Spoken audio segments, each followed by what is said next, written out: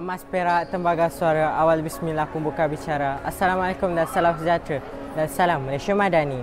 Saya Muhammad Syamil Aimin dari TVPSS, SISG dan juga wartawan anda pada hari ini. Sekarang saya berada di festival TVET yang diadakan di Aeon Falim, Ipoh Perak, Darul Rizwan. Korang tahu tak apa itu TVET? TVET adalah singkatan daripada Technical Vocational Education and Training.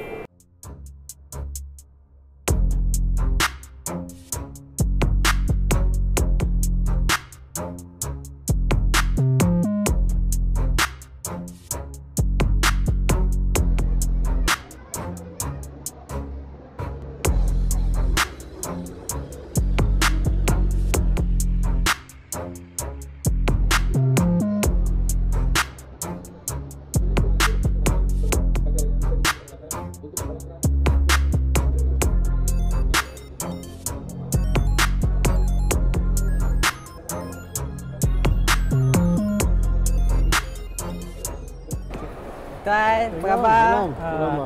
Saya nak tanya beberapa soalan lah. Okay. Apakah pandangan Tuan terhadap aktiviti TVET ni?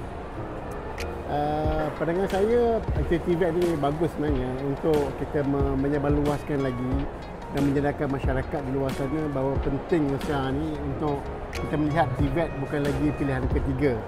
Biasanya orang nampak TVET pilihan ketiga, akademik pilihan pertama. Zaman sekarang, zaman kemajuan yang akan datang, semua bergantung kepada kemahiran. Okay. Apakah pandangan anda tentang TVET ni? So pandangan saya tentang TVET ni, dia dapat mengajar cara-cara dan teknik-teknik kemahiran kepada pelajar-pelajar, terutamanya pada masa akan datang. Pelajar lebih lebih kepada pembelajaran, tapi di sebalik itu kalau macam TVET ni dia boleh bantukan untuk orang-orang yang lemah dalam pembelajaran ni. So dia boleh macam daripada di bawah masa yang ni boleh join TVET ni untuk asah bakat yang dia ada. Apakah saranan Puan terhadap TVET ni? Saran saya terhadap TVET ni adalah di mana kita perlu perkembangkan lagi program-program jenis TVET supaya ramai lagi anak-anak muda kita dapat memperkembangkan bakat yang mungkin kita tak tahu tapi sebenarnya ada.